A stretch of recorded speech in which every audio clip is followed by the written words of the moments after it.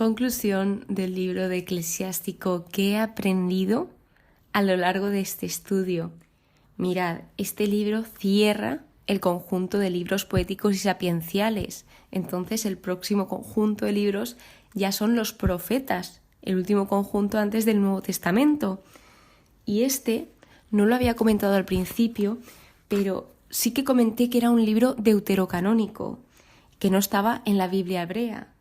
Pero en cambio este libro sí que estaba en la Biblia de los 70, que esta Biblia es una traducción desde el hebreo hacia el griego y era la única traducción que los judíos consideran también palabra de Dios. Otra de las cosas es que al principio de cada libro a mí me gusta imaginarme de qué va a tratar a raíz del nombre, y pensaba que iba a tratar más de la vida en la iglesia, eclesiástico, consejos para vivir pues esa vida justa y piadosa, pero más centrado en la parte de la iglesia.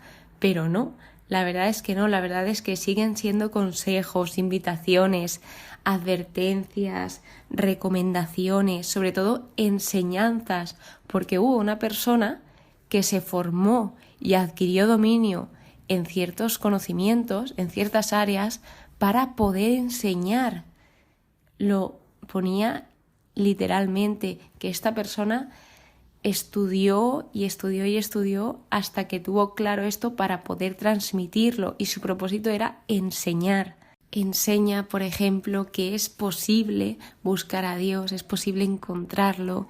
Enseña que tengamos cuidado con las traducciones porque pierden mucho contexto, pierden mucho significado a la hora de traducirse a otro idioma. Lo que comentaba su nieto, que es quien tradujo este libro del hebreo al griego, y nos contaba que tengamos cuidado porque pierden mucho valor las palabras. Entonces, por eso cuando se estudia la Biblia debemos de ir a otras referencias, a otras traducciones, para tener una visión más amplia y ver cuál es el verdadero significado.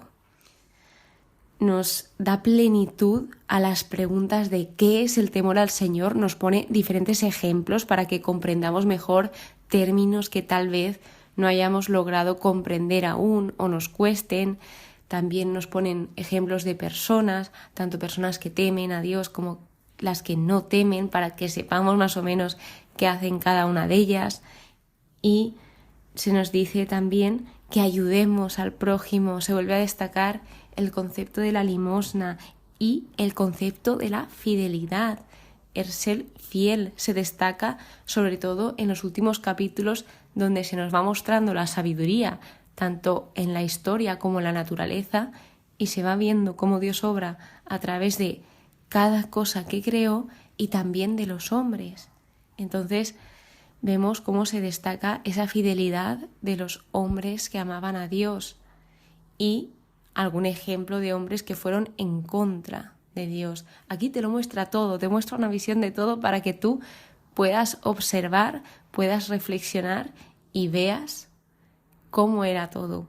Así que esto me impresionó porque al hablar del hombre muestra esa importancia que tiene el hombre en la creación. De hecho, somos lo más importante para Dios. Dios nos dio algo a diferencia de cada ser vivo, que es la conciencia, que nos dio esa capacidad de pensar, de tomar decisiones, y se nos dice que nos valoremos, que nos queramos, que nos tratemos bien, que no nos maltratemos, porque somos importantes, además de que todo está hecho con un fin, con un propósito. Y tú también, o sea, tú tienes un propósito, tú no estás aquí por estar, tú estás aquí porque eres importante. Y Dios te ama y quiere que estés aquí. Se nos advierte sobre el tomar decisiones, que esto pues tiene consecuencias, tanto buenas como malas, depende de la decisión, y sobre todo que tengamos mucho cuidado de quién aconsejarnos, porque hay personas que aconsejan según su propio interés. Entonces no nos van a ser objetivos, sino nos van a ser subjetivos y nos van a decir un consejo de acorde a sus intereses. Por lo que cuando tengas que aconsejarte de algo, o de alguien, se te recomienda que busques a una persona que sea objetiva, que tenga la verdad por delante, que aunque tenga unos intereses, que te diga lo que debe de ser. No nos olvidemos de que también nos está enseñando a que hagamos todo lo que hagamos, pero con dulzura, que tratemos bien a los demás, a todos, no a una serie específica de personas, ni a los que nos caigan bien, sino que tratemos bien a todos, a todas las personas, que tengamos respeto. Se nos vuelve a destacar el concepto de autocontrol, moderación, templanza, paciencia, porque esto tiene muchos beneficios. Es más, se nos vuelve a remarcar la importancia que tiene la lengua, la palabra. En cuanto a nosotros, en cuanto hablamos, las palabras tienen mucho poder y por eso debemos de tener cuidado el qué decir y cómo lo decimos, porque esto puede llevarnos tanto pues a la vida como a la perdición, ya que las palabras son un arma. No dispara, no es nada material, pero sí que han hecho mucho daño a muchas personas y también han hecho mucho bien, porque hay palabras de aliento que dan vida a otras personas, que impulsan a las personas a hacer cosas que tal vez ellos tenían ahí dentro, como sueños, esperanzas, etc. Se nos vuelve a decir que confiemos, que esperemos, que todo esto trae recompensa, bienes, gozo eterno, misericordia, que guardemos los mandamientos. En especial destaca el honrar a los padres, que meditemos estos mandamientos, que los practiquemos, que cuando debamos instruir, que instruyamos, que cuando tengamos que corregir, que corrijamos, y cuando debamos de educar, que eduquemos, que no nos avergüence esto, porque esto es bueno, aunque tal vez en el momento, en alguna ocasión, pueda llegar a ser un poco incómodo o pueda dar un poco de vergüenza corregir a alguna persona. Aquí te está diciendo que lo hagas con respeto, con dulzura, con cariño, con amor, pero que debemos de corregir cuando sea necesario. Se nos impulsa a escuchar, a aprender, a atender de todos, de todas las personas, tanto de los jóvenes como de los ancianos, de los adultos, y se destaca ese concepto de verdad, de humildad, de justicia, que valoremos las cosas pequeñas, que disfrutemos de los momentos, que no dejemos para mañana lo que podamos hacer hoy. Es más, nos dice sobre la oración matutina, se nos recomienda la oración por las mañanas y en especial también la oración, que es importante. Cuando nos hablaba de la figura de los médicos, de la importancia que tienen en nuestras vidas, habla sobre que debemos orar cuando estamos enfermos, en situaciones de angustia, que la oración tiene muchos beneficios a pesar de ese gran poder, y entre el poder que tiene la oración está consolar. Cuando tú estás orando, cuando estás rezando, te empiezas como un poco a olvidar de todo lo que estás sufriendo, padeciendo, te da calma. Que te mantengas firme en tus convicciones, en tus creencias. La amistad también la destaca muchísimo, que sepamos cuidar y valorar las amistades. Por otro lado, se nos habla del materialismo, la corrupción, la desviación, la soberbia, la violencia, la avaricia, el adulterio y la lujuria, y se nos dice que esto no lleva a nada bueno. Ojo con esto, que nos pasa mucho, que nos dice: no te ocupes en demasiados asuntos, aligera las cargas. ¿Qué nos quiere decir? Que nos ocupemos de las cosas que podamos, que no nos sobrecarguemos la espalda, porque al final pues reventaremos, explotaremos. Entonces es mejor centrarse en poquitas cosas y hacerlas en plenitud que ponerte 1000 cosas sobre la espalda y hacer un poco en cada una y en ninguna lo estás dando todo de ti. La constancia, la disciplina, se nos aconseja que evitemos el mal, que evitemos al malvado, que evitemos el pecado, la tentación, la tristeza, las disputas. Se nos dice: huye de esto, porque si te metes ahí dentro, la llama se hace mucho más grande. Reflexiona sobre tu conducta, medita, y esto te llevará al autoconocimiento, a saber quién eres, a conocerte y ver qué cosas te hacen bien, qué cosas no te hacen tan bien y en qué puedes mejorar. La relación entre Dios y la humanidad. También nos habla sobre esto, sobre las diferentes personas, como os comentaba al principio, de esa relación que tuvieron con Dios y Dios con ellos, de que esa recompensa que les daba las alianzas, los pactos, las bendiciones, etc. Que nunca es tarde para arrepentirse, para volver a Dios. Esto es una llamada a la conversión. Este libro habla del perdón, la importancia del perdón, del arrepentimiento, de que esto se debe hacer a todo el mundo.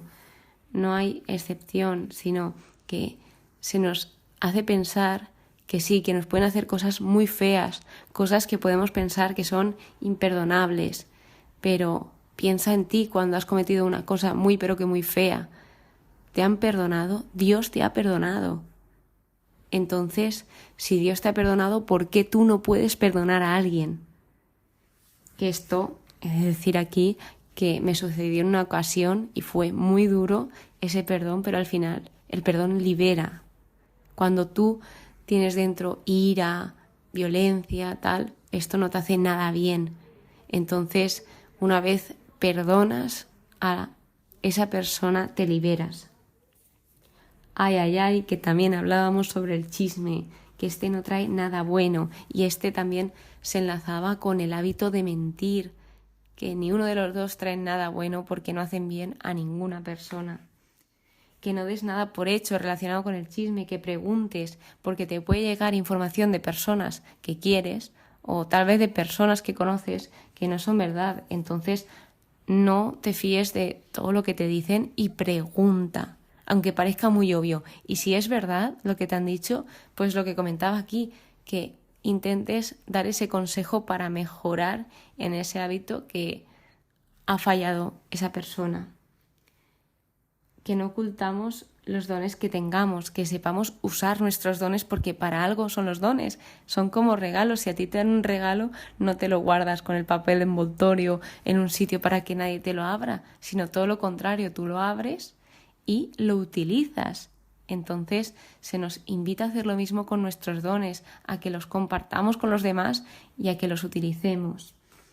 La salud, la importancia de la salud y el elegir sabiamente la persona con la que nos vamos a casar, porque esto será nuestro futuro, es importante, es una de las decisiones más importantes de nuestra vida. La generosidad, el valor de dar, la alegría del corazón, la felicidad que alarga los días y ese contraste con la envidia y el mal humor, las preocupaciones que acortan los días. Que sepamos manejar las riquezas, que cuando vayamos a ofrecer, en este caso hablaba sobre ofrecer sacrificios al Señor, que no ofrezcamos lo de los demás, porque qué mérito tiene ofrecer algo que se ha trabajado otro o que se ha ganado otro, sino que ofrezcamos lo nuestro, lo que nos hemos ganado nosotros, porque si no, no tiene ningún valor. Nos habla sobre la importancia del discernimiento, sobre una oración que me encantó que dice: dirige mis pasos en la verdad. Cuando tengamos duda sobre algo, que le sepamos pedir a Dios que nos guíe, que nos oriente, porque Él lo hará. No nos olvidemos de pedir ayuda a Dios. Los excesos perjudican y se valora el trabajo, sea cual sea. Aquí hablaba de los médicos, de los oficios manuales, pero todos los trabajos al final son un servicio, entonces se están valorando. Me hizo mucha gracia porque había un apartado que era de qué avergonzarse y de qué no, ya que soy una persona, aunque en ocasiones no lo parezca, muy vergonzosa. Entonces, pues comentaros esto, y luego que habla de las innumerables maravillas que hay en la creación, que somos incapaces de contarlas todas. Se nos habla de testimonios, testigos, ejemplos. Y por último, que seamos agradecidos con Dios, ya que este libro cierra con ese capítulo tan importante que me emocioné tanto, y habla sobre una persona que se encuentra con Dios, que en el punto más difícil, más complicado de su vida, no le queda ya nada y de repente se acuerda de Dios y dice, voy a orar, y luego se nos dice que Dios escuchó su oración y él muestra cuán agradecido está con Dios, que, como os dije, os invito mucho a leeros el capítulo 51, ya que cuando lo leí me sentí muy identificada. Podría ser yo quien escribió esto también, porque es que habla de ese día, cuando tuve mi conversión. Igual, es que me pasó lo mismo que a esta persona, que este libro es el único libro del Antiguo Testamento que está firmado por su autor, que su autor es Jesús de Ben-Sirá, firmado por Jesús, hijo de Sirá. Y esta vez lo he hecho al revés, os he contado las reflexiones, los aprendizajes que he realizado, pero sé que queda dos cosas que contaros en la conclusión, que es el carácter de Dios, cómo se ha descrito a Dios en este libro, cómo se nos ha ido presentando, porque también nos ha presentado a Dios este libro, las acciones que Él hace y cómo o qué nombres se le han llamado. Entonces, lo que más destacaría de este libro es que a Dios se le ha llamado en numerosas ocasiones creador, protección, protector y justo. Y atento, sobre todo atento, porque se nos hablaba de las personas que intentaban esconder cosas y decían, ante Dios no puedes esconder nada, no te puedes ocultar de Dios. También se ha visto que Dios es sabio, compasivo, misericordioso, salvador, grande, paciente, todopoderoso, juez, amor, vida, camino, verdad, que ilumina los ojos, guía, es bueno, bondadoso, protección, apoyo firme, refugio, protector, auxilio, único, eterno y fiel, ya que, decía, todas sus órdenes se cumplen a su tiempo, y mostraba esa fidelidad que Dios tenía con su pueblo y con sus promesas.